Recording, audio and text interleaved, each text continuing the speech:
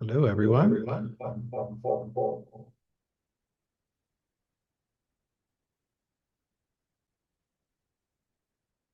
And is it really a webinar until there's a little bit of echo at the beginning? Yeah, that's kind of our calling card, especially today. I think Absolutely. that's the third time that's happened to us. Right. Good afternoon, everyone. I'm Jason Kaple. I am the CEO of DeanHouston, and today I have together with me. Colton Stombaugh, the Executive Vice President of our Products and Services Group here at DeanHouston. Great to see everybody. Yeah, thanks for joining us today. I think this is the fourth in a series of webinars. If you're counting, I think you're right. Yeah. So if you want to see the other three, please hit our website and you can check those out.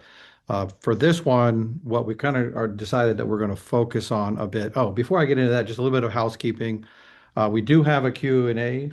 available, right, I got Colton? it right here. Okay. So So we have access to Q&A. So if anyone has any questions, um, please send them our way. If we have time, we'll answer them as we go. Otherwise, we'll reach out to you afterwards. Also, this will be recorded, right? you've got it. Yep. So we will also send all the people who have signed up for this because we know plans change. Sometimes people can't join. So we will be emailing this out to anyone who signed up, right? Yep. And if you got any questions for either Jason or I, just respond to that email. We'll make sure that we get back to you as soon as possible. So, Perfect. So again, as I mentioned, today's topic is strategy versus execution, and I was kind of fumbling around for trying to figure out some intro that I could go through that would be clever. And it kind of dawned on me, poor Colton here, for the past 5 years, he's listened as I have unsuccessfully tried to build a small cottage up in northern Michigan, and through that process, I've learned a lot.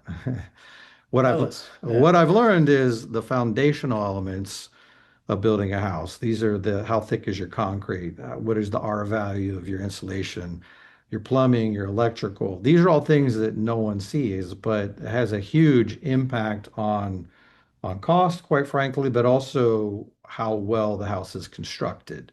Um, but if you think about it, even if you had the best concrete, the thickest, whatever, you have all these things at the end of the day, you would really only have a square box. You could call it a place. You really couldn't even call it a house. You certainly couldn't call it a home. And so when you think about the building analogy, there's a lot of other building and construction that gets done that could be, the types of floors, the siding, the vanities, whether you like marble or granite. There's all these other factors that go into building a house. And to me, I can kind of think if you think about marketing, it's kind of the same thing. There are certain foundational elements that you have to do that no one's going to see, but the quality of those foundational elements are really important. And then there's the execution side of things or the more tactical side, which a lot of us do a lot of that, and that's great. That's kind of where you see the expression. I gave the example like I love modern architecture, you may love colonial. So there's Colonial is my favorite. I Yes. figured it would be. And so, so you think about these different analogies. I think it holds pretty well. Yeah, I mean, as a 30-something with two small kids building houses, it's not something I put a lot of thought into, but we do You, play with Legos a lot. there you go. So Yeah, I think I kind of get where you're at is, sum it up. What you're saying is like the foundation for your marketing operations is really your strategy, and that's right. everything's going to kind of go into that. But what takes that strategy and turns it into a home, or maybe to tie it to the marketing side a little bit more, a place that you want to invite everybody to come hang out and, Yeah. enjoy themselves is, the execution side. Yeah. Is that And that's right? the part that we tend to, we love both, but we tend to live a lot in that world. So, Absolutely. again, so the purpose of building a home is pretty obvious. You want a safe, secure place. We're not going to be eaten alive by bears. And that's going to express your aesthetic so you can kind of, tell people, hey, this is kind of the things that I value. So what about marketing? Why does marketing exist? Yeah, tie it all together like the rug in the middle of your The analogy proverbial there. rug. We really think marketing exists for one reason. Again, this ties everything together, not just marketing or marketing and sales, but marketing, sales, operations, executive leadership, finance. there's one reason that all we're doing all of this. Are you going to tell us or you want to ask the I think folks? we should ask the All folks right, out well, there, let's you go ahead know. and do it. So what we've got a one One word word. Just keep it to answer, one word. one word answer, one reason marketing exists. I'm gonna challenge everybody. Drop it in there, whether it's in the Q&A or the chat. Let us know what you think this one word answer is. Yeah, in like the next 10 seconds, because obviously we're in a tight timeline here. So if not, I'm just gonna give it to you, and that's a lot less fun. You getting anything coming through? Yeah, not yet. That's all right though. We'll just give it Yeah, to it's hard you. to we put you on the spot. Eh, We'll have other questions for you later. Well, the answer is growth, Yeah. right? This is the one thing that brings everybody together. Oh, we did have somebody say to create a customer. Well, I think that's tied to this growth thing, right? That's absolutely Lori, sales, another great answer. true. Well, many people will define growth as sales. I'm glad to That's hear that because sometimes people think marketing exists for its own reasons and that we're not tied into the bigger ecosystem. And I think that really limits us as marketers sometimes when we don't get a seat at the C-suite because we talk in a vernacular sometimes that isn't really represented by the C-suite. And so growth and expressing of it and learning to express ourselves in terms of growth, I think is really going to help. So, we kind of queued this up already, but we kind of think of at DeanHouston, and I think most industrial marketing firms would agree with us. There's kind of like two distinct elements here. One is the strategic, and one is the performance. And we've already kind of set it up that we think that you really have to do both. It doesn't mean that internally you have to have all the resources to do all of this, but you need to have partners that can help you get this whole model. Because if you spend all your time on strategy, but you don't execute anything, no one's no one's going to know about you. right. And if you spend all your time executing without really knowing what you're about, you're not going to be able to hit your addressable market. That's exactly right. And that's why you look at it, growth being in the middle of this, right? That rock solid strategy, but also getting stuff done, or what we call performance marketing in this case. And we love that terminology because, again, modern marketing, especially on that executional side, usually there's metrics involved, ROI calculations involved, all these Yeah. numbers. When it comes to getting stuff done, performance marketing is a good way to look at that. So, again, it kind of becomes unifying, and you put those two things together, growth is what happens in the middle. All right. Well, I'll start first, and I'll just kind of give a layman's definition of what goes into strategic marketing, and then I'll ask you to do the same for performance. No problem. In the interest of time, I'm just going to go ahead and bring all these up. Everyone has eyeballs, everyone can read. I'll kind of briefly walk through this. As we've discussed, we really feel that the foundation is really important. The wider and the stronger you build your foundation, the more impact you can have with marketing to drive growth. How we think about the foundation, we use the term value proposition. It's based on differentiation. It's figuring out proof statements. We have a whole methodology and we have a lot of information on this. If you're interested in this, drop it in the Q&A. But it really is figuring out why you exist, right? I mean, some of you are familiar with Simon Sinek. I'm not sure how you pronounce his name, Either but way, he starts with why. he starts You with know? why. So that really starts with the why. Then when you're moving on to once you really figure out who you are and why you exist and why you matter and what you kind of got to move on to brand identity. And that you can think of that at the corporate level, but you can also start thinking about you probably have some unique products or services. You're digging in a little bit more deeply. And then when you get really good at the strategic marketing, you get to spend a lot of time in the thought leadership. And really, you can't spend a lot of time on thought leadership until you have your why, until you know your identity. But once you do, this is really what's going to position you to be in the top 20% of the companies in your space. And that's where you want to be positioned as being the authority. And that's when your brand starts to become known as this is the partner that I can rely on to accomplish X. And whatever X is, whether that's more throughput, reducing waste, Yeah. making my operation safer. That's where you really have a power position. This is why I reach for a Kleenex. There you go. I don't reach for a facial tissue. Exactly. What about performance marketing? You Yeah. want to just bring them all in? Bring them all in Okay. here. Yep. So, when you think about it, again, that performance marketing in the modern age, and you look at these three levels, the foundational, the growth, and the high growth, and what are the different, characteristics that embody an organization in each of these phases. I think when you're really looking foundationally from a performance marketing perspective, people are asking, well, what do we get? So you got to be in a position to generate leads and start generating demand. What we see as being foundational to that are really making sure that you've got detailed, highly organized campaigns, probably looking like a content calendar. Talk a little bit more about that in a second. Mhm. So you know what you're going to do and when you're going to do it, so you can do it efficiently. I think the other thing is making sure, and I think this is a mistake a lot of times people make when they go down the performance marketing route is, hey, what metrics are we going to be looking at? And you think about things like impressions, clicks, social, follower counts, Engagement engagement, all those different things. Those are mission critical metrics to on the marketers. marketing side, but from a foundational perspective, the organizations that really succeed from a marketing, standpoint are going to be those that align their metrics from a marketing perspective with overall company operating plans, Good. things like, like Lori said, sales, Yeah. revenue, Yeah. things like that. And What as about, you, oh, I'm yeah, sorry, go ahead, please. it's all right. As you kind of go down that path from growth to high growth, at that growth side and kind of in the middle here, this is when, okay, we've got a good metric strategy, we're capturing data, starting to use that data to make decisions and iterate. Especially in different, corporate organizations, that idea of it being able to achieve continuous improvement. That's where you start to use that data and put it to work to continuously get better. Then on the high growth side, seeing organizations when you're really leveraging sales and marketing technology to scale, right?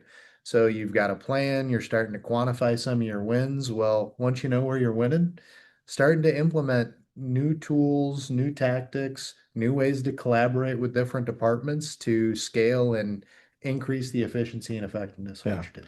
I love that. We have clients that, I would say that they've done a really good job on the foundational. They know their why and they are disciplined and they have schedules and their data in alignment. And really, they don't need much more than a spreadsheet and a couple copies of Adobe Creative Suite, and they've done some wonderful work. But, that won't work for most, but, you gotta nail that first. So let's give an example here. We talked about when you take the strategic and execution, you do it together, you're going to have growth. And we get asked a lot, like, well, how much money do we have to spend? What does this look like? And, we've done research, by the way. If you're interested in that research, throw it in the Q&A. This is based on industrial technical products marketing, 3% of revenue. There's models that'll show 15%. There's models that could show 1% of your $10 billion company. So this is a nice round number. Absolutely. So what goes into that? Are we talking just ad dollar? I mean, No. 3% seems like it could be a lot. Yeah, it's the dreaded it depends, but when pushed up against the wall, here's what I like to say. For most companies, 1% will go to an agency partner. So a third of it to an agency partner. 1% of it typically goes internally. And that's if you want that model. Plenty of clients that we have say, hey, I don't want to have the internal. So then that 1% gets redirected elsewhere. Typically, part of it comes to the agency, it might go somewhere else. But typically, a lot of our clients also have internal marketing teams. That's where that would go. And then the last 1% would go in any of your paid search, programmatic, third-party Things like expenses. trade shows, things Trade like show, that's that. another, that can really change things too. We have clients that absolutely love trade shows and go to 20 a year. We have clients that haven't been to a trade show in 20 years and they refuse to go. So it all depends, but let's just stick with So 3%. that's your people, your partners, your tools, Basically, everything everything, that goes in the marketing everything, side. and there's a lot of factors where you are in your company life cycle. If you're unheard of and you're trying to break into market, you're probably going to have to spend more.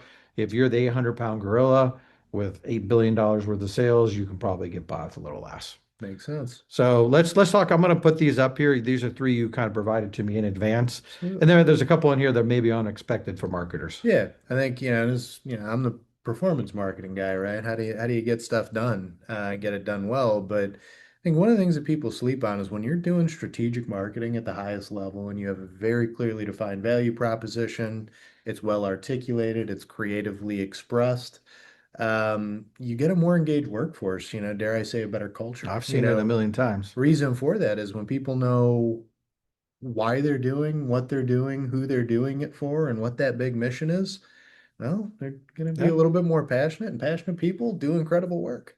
Yeah. So that's where there's a huge payoff here that can be tough to quantify sometimes, but shouldn't be slept on. The other one, again, you think about, something that can be very, a little amorphous, but ends up being really tangible is this defensible and differentiated advantage relative to your competition, right? Think about it. You've created all this great strategic material, and then Yeah. develop great marketing material to go along with it. Well, that's a great toolkit for your sales team when they're going out there and telling your brand story, trying to move the needle with customers. Well, any That matters. potential clients, it's like I need to know what you do best because if I'm in alignment with you, I'm going to buy from you. But if I'm looking to Absolutely. buy the cheapest, don't waste my time and you don't want to waste the clients or you don't want to waste your own money. And the big one here, up to a 20% increase in revenue. Now, again, that's all relative. There's a big it depends with that. Yeah. But when you think about it, yeah, if you're a $1 billion company, adding 20%, that could be tough. But, if you're a fighter brand, you could maybe even get more than that, Yeah. you know? And I will say this too. I just read it was either 2024, 2025, pretty relevant from McKinsey, where they said that, and again, hit the chat if you want a copy of that.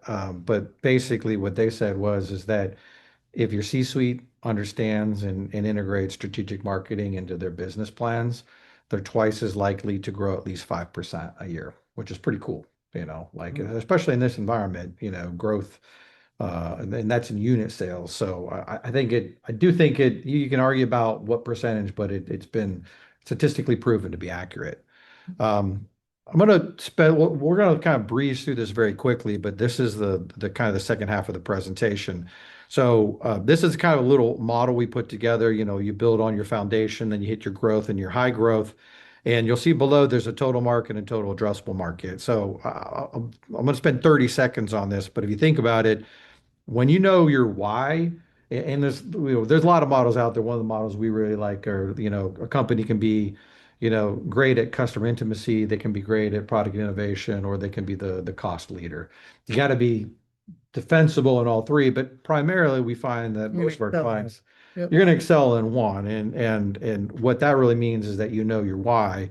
And for example, if you are really good at highly customized, custom intimate solutions, and 50% of the total market buys the lowest cost, every dollar you spend marketing to that sector of the market is a dollar you may as well light on fire. And so Absolutely. then there are methodologies out there to help you figure that out. But you can think about it like a foundation. If you want a 10,000 square foot, I don't know why somebody would, but if you wanted a 10,000 square foot house and your foundation is, I have two small kids. I would love them. it sounds terrifying to me. I like small footprints, but if you did, you can't build your foundation at less than 10,000 square feet, right? So the more you spend on the foundational, the better you're going to be able to hit that total addressable market. And I think that's kind of the sauce that a lot of agency partners can bring is helping figure out once you know your why, what does that translate to the addressable market so that you reduce waste? Well, and I think that flips to the performance side of the equation too, is like if you know exactly what your total addressable market is from a strategic perspective, you can really start to, in a detailed, granular fashion these days, map it to the who. That's So right. that your team That's that's right. out there running marketing operations can say, hey, here are the 5,000 companies that would actually do business with us. And you can invest all your marketing dollars just going after those 5,000 companies. Correct. There's a really interesting balance there. All right. So we've got about 15 minutes left. So we're going to go into supercharged mode, make sure we get through all the material. Let's get You ready. ready? All right. So again, we're going to give you a couple quick ideas here. You're going to have to scan to the left here to kind of get the examples, but we did want to give you some examples. We're using a lot of theory here. So when we're thinking about foundations, again, just to reiterate, it's finding your why, making sure it's differentiated, and again, differentiated that a customer cares about, not just being different, but having no value, making sure you got plenty of proof statements to back that up. If you're Yep. looking at it from a performance standpoint, So the foundation here again, we already talked a little bit about this. You want that detailed content calendar, that's what I took away. 90 days, have that pretty solid. No, this is exactly what we're going to do. You look out there, is that analogy. Everybody's got a plan until you get punched in the face. Yeah, yeah, Things will change a little bit past 90 days, but you should still at least have a thematic idea and documentation around where you're going to take it. that's right. and have all of that activity mapped to KPIs that are really meaningful to the business. Another big thing that we really recommend at this phase is make sure that your sales and marketing teams are talking to each other, even Good point. anecdotally. It doesn't need to be through technology or CRM at this phase, but hey, what happened with that really interesting lead that came into the website last week? Was it a good conversation? Is it as exciting as we thought? Just those little things can go a long way. Then also, this is where those time-bound focus campaigns are coming in. It's where you're starting to Yeah. generate leads, things like new product launches, seasonality-based programs, campaigns around trade shows, things like that. That's what it looks like at this phase. Yeah. And pro tip to reduce the anxiety level of the people who work in your on your marketing team and your agency partners.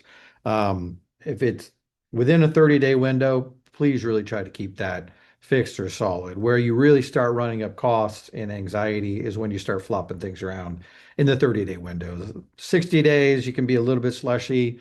Beyond that, into the 90-day realm, you got to have a lot of flexibility. Most of our companies that we work with operate on a 60-day cycle at best.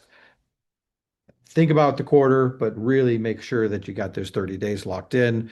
When it comes to the growth side, again, we've covered this before. This is where you're looking not just at who we are and why we are, but you're starting to get into some of the brand identity. You might be start getting into, you know, customization for certain verticals or certain product groups.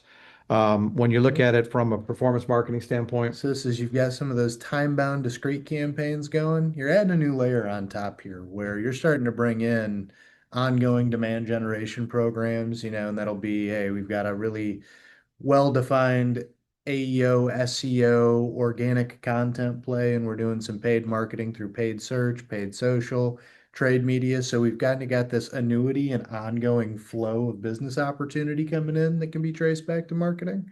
And this is where your sales and marketing teams, maybe they are going and looking at CRM data together yeah. and really there's more defined and structured collaboration between those sides of the commercial organization.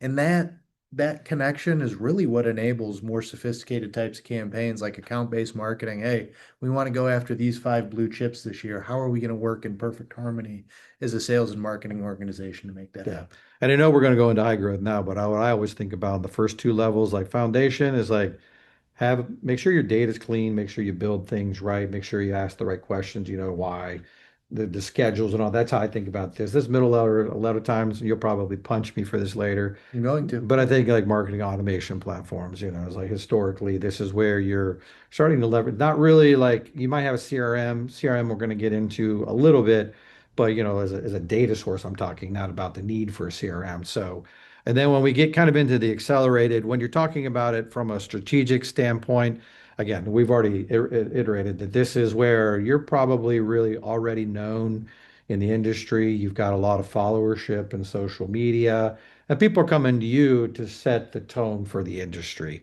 Yep. And then from a And we're performance marketing uh, standpoint, so here the biggest shift is, you're probably starting to think from a marketing perspective and planning perspective, less in terms of how can I best invest this budget that I have at the beginning of the year and use those dollars to how do I start to turn marketing into an investment into the business with the goal of really achieving the highest possible contribution and margin dollar oh, I love at the that. end of it.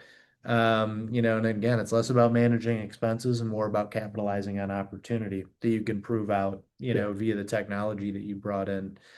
And along with that is where sophisticated use of data. So maybe marketers are using ERP data, order data, Yeah. all these things that, are outside of the marketing stack to make data-driven decisions. And you're purposefully adopting new tools and technology. Example you use here to make, put some color around that is, hey, AI is hot right now. Instead of saying, hey, our team needs to go use AI because AI is important, it's, hey, we're going to use AI to produce 30% more content, and here's exactly how we're going to do it. So it's really purposeful adoption of new tools to scale and grow what you're doing. Well, I think that's a perfect segue because we're going to move into some of the models and where we see sometimes a little bit of dysfunction or misalignment. And I think that talking about AI or some of these tools, sometimes we get mandates from the C-suite. Hey, what are we doing on AI? Hey, what was your title again? Yeah, no, I was gonna say like CEOs can barely Right. spell AI at times, but there's a lot of pressure on that, and it can lead you into some places like that you really shouldn't be yet because it's going to be garbage in, garbage out, right? So again, if you haven't taken care of the foundations and you're spending all your time here, it's gonna lead to some issues. And that's kind of there's four models here we're going to walk you through. We're going to walk you through them very quickly. I'll do the first one. We can kind of alternate back and forth. Sure. So, what can go wrong if you don't build that kind of structured pyramid? So, the number one, this is probably the most obvious. If you don't know your why, if you don't know your differentiation, you don't have proof statements, you're going to be limited. As you can tell, the kind of pyramid on the left, the base is very narrow, which means the more narrow the base, the opportunity disappears because if you have a narrow base, you really can't It's hard to build on top of you it. can't build on Right. top of a narrow base. To use my building analogy, if your base is for 5,000 square feet, you can't attain more than that. So I know this is probably the most duh thing of the day, but the base, having a strong base is going to probably have the biggest impact Absolutely. on your Well, ability to as you scale can see, later. prevent you from missing opportunities. Well, and this next one, you kind of see what happens when you start to waste, Yeah, you well, this is know. when we have the one of the ones that you try to Yeah. build 10,000 square feet on top of a 5,000 square foot. Like what's going to happen in that So situation? when you don't have that foundation, perfectly mapped to what you're doing at that next level, it becomes a little bit more executional and creative. Is random acts of marketing appear, and those are really dangerous. If, your team and your greater organization starts to do things and they don't understand exactly who it's for and why they're doing it and the market that they're addressing, what happens is a lot of just random things get done Can I give and you an they fail to example? resonate. I hope you do. So we were talking a little bit before, and part of it could be like if I know that I'm customer intimacy and I come up with customized solutions, but I'm out there chasing everyone in my market, even because I have not done the sufficient work I need to know that half my market only buys on price. And I'm out there doing email campaigns or whatever it is. Is that what we're talking about here? Absolutely. Like in that case, if you're building customized solutions and you're customer intimate and you're spending a bunch of time and energy putting together price lists and Yeah. detailed schematics of every That no one ever component in your uses. portfolio, well, that can That's be a a little great point. I challenging, like that analogy too. So the big mistake here is you're doing things randomly that aren't rooted in a core foundation that then just immediately turn into waste and you're, like you said earlier, setting money on fire. Okay. So on the third one here, this is again, this to me is the kind of the chasing the can I say this is kind of like chasing the shiny object syndrome? I think that that is a perfect analogy. Okay, so what we're talking about here is like there's a lot of pressure on a lot of marketers right now to use AI, and yet like the data sources suck. Like uh, without getting into the weeds, like how DeanHouston thinks about AI, we're very, very bullish on large language models. We're very, very bullish on agentic workflows, deployment of agents. But in order to do that, you really have to have structured data. You got to have clean data. And then once you have that, then it's really powerful.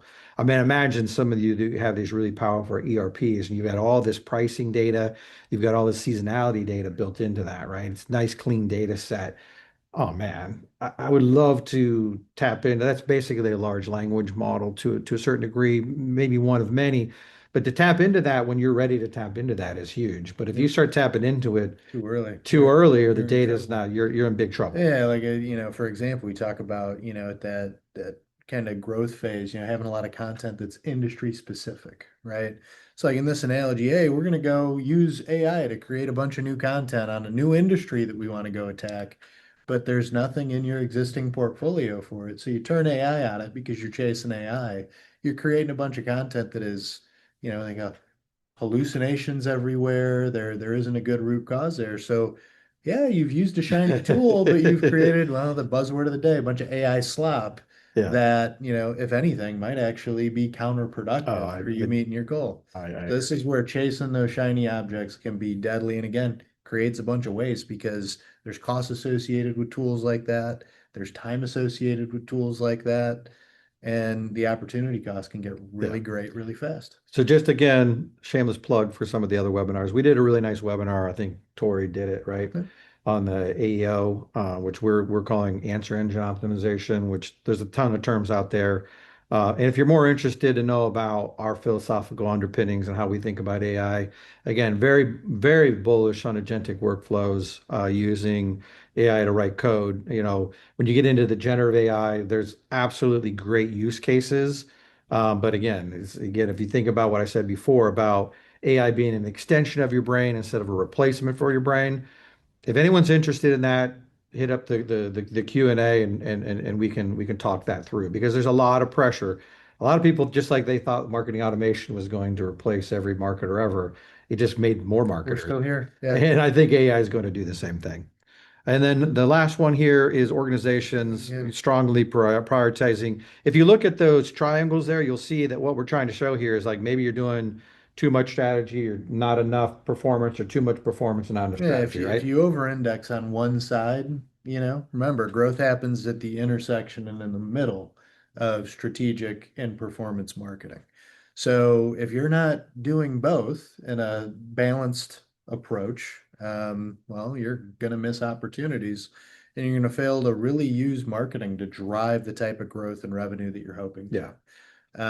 So it's really maintaining a bit of a balance, and making sure that if you're going to invest a lot in strategy, you've got to kind of dovetail that with an investment in execution, and you can't over-index in execution without it Yeah. being rooted in strategy. And what I would say here, again, another shameless plug for agencies in general, but it could also be for consultants and such as well. So a lot of our clients, a lot of them have really strong executional teams and maybe don't have as much of the strategy resources.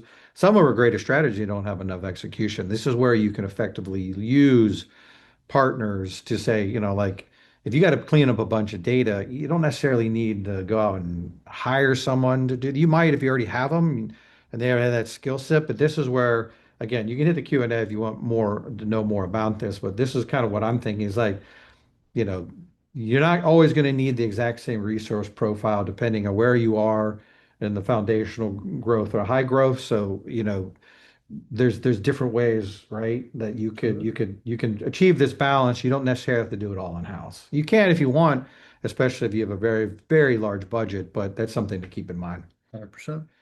Okay, so I think we have two slides left. I'll go through this. This is just basically a summary of everything that we've said today. So how do we go about this? And we didn't put marketing leaders here because we really, most of our clients are industrial marketers and most of our clientele have a technical product that is superior in some way. We don't have a lot of cost leaders, and so most of our clients they're in the manufacturing space, they're in the industrial space, and it could be biopharm, it could be anyone, but I think we need to think of ourselves more as manufacturing leaders or technical products leaders. So that's why we said that. So again, number one thing, foundations first. I'm not going to beat that dead horse any harder. The growth through balance, you got to figure out at all points, make sure you're kind of hitting everything right. Very similar to what we talked about on the last slide, That's right. I'll but key cover that. takeaway.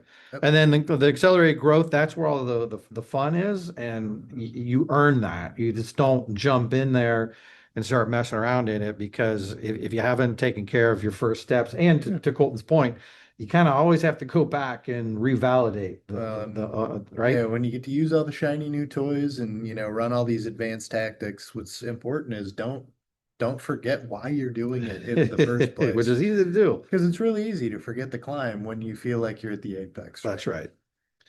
And then I think this is our last It's the slide in last this, slide. and why don't you just go ahead and spend. Three quick common watchouts and things that, as we see organizations and help organizations get to that accelerated growth. Three things that we see tend to happen are common watchouts, static brands that don't regularly listen to their customer bases and iterate and optimize what they're saying, what they're thinking, and then ultimately what they're doing, based on what the market's saying. And that can be either through a VOC or, again, that sales and marketing collaboration so that Yeah. marketing understands what the sales team is hearing. If your brand isn't doing that, it becomes static, and this is especially critical in shifting markets. And it feels like these days there isn't a market that isn't shifting for one reason or I got that another right. pretty rapidly. The second one, we've talked about this a fair amount. Technology is a tool, not the goal. I know as a performance marketer, I've made this mistake a lot in my career where I always want to master that new thing. Yeah, you want to be the cool kid on I the always want block. to play with the new toy. And really technology it's just a tool. Again, we talked about this a little bit a couple times, even on that last slide. If you're using and chasing technology, but you don't understand why, you don't understand why it's relevant to your customer, you're just setting yourself up for wasted energy, wasted motion, and wasted investment. And the third one here, complacency kills. Luckily we don't have many complacent partners that we work with. But there's always that pull when you're kind of climbing that mountain toward accelerated growth. Hey, we're doing really well right now. What we're cool. This is good. That's when you get Well, killed. exactly. I think it was only the paranoid survive. I Yeah. think that's a phrase out there. And making sure that you don't just sit back on your haunches and say, "Hey, we're having a lot of success and these things are working really well. Just let them run. It's fine." You've got to stay alive. You've got Yeah. to stay awake. You've got to stay diligent. And these are three things that tend to be the most alluring down a wrong path toward growth. Yeah, yeah. So, Well, we're wrapping up here. So again, the Q&A, if there's anything that we haven't covered that you want to cover, you can shoot it in there. I think we have a few minutes left.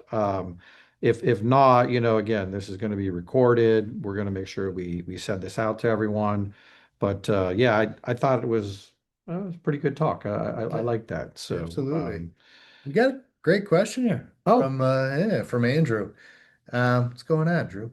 But he says, with so many different channels in today's marketing world, so I'm feeling performance marketing vibes from this one, so I'll start. How do you properly attribute leads when there's so much bleed over between channels? I think that is an excellent question. it's one I Um, can't answer, so I'm so happy you're here. I'm not sure I can either. But yeah, Drew, what I'd say is we talked about this a couple times through that presentation. Always communicating with sales, I think, can get really important. And here's why. You look at digital attribution and what your digital tools are going to tell you. This lead came from this, and this lead came from that. Sometimes the color you can get when talking to a salesperson about a lead and saying, "Hey, how'd that connection go? How'd that first meeting you had with that prospect go?" A lot of times that prospect will tell that salesperson, "Oh, so I saw your ad here," or "Oh, I connected with Joe at Trade Show X." And you start to get a little bit more color where these interesting opportunities are coming from that, you know, as much as digital attribution and digital tools are important, that level of color that you get from those anecdotal stories can really help you get a clearer picture of the customer journeys that are being had that end up with your brand? So that's a great question, though. Are there any other Good. questions there, or Yeah, because if take a not, I look. had a follow-up kind of to your question there. Yeah, So my no other thought. question there is from a technical standpoint, though, when you're talking about digital attribution, is there anything that Andrew could kind of do, like like we talked about, like Bitly and different types of Yeah. tagging mechanisms? Is that We can get real relevant? technical if you'd I like. don't want to get real technical, but anyways, yeah, yeah, Yeah, we know. Hello, Andrew. We know, as you said, the Drew. We're not informal with everyone because we know Andrew. So Andrew, please, give Colton a shout if you want to know more.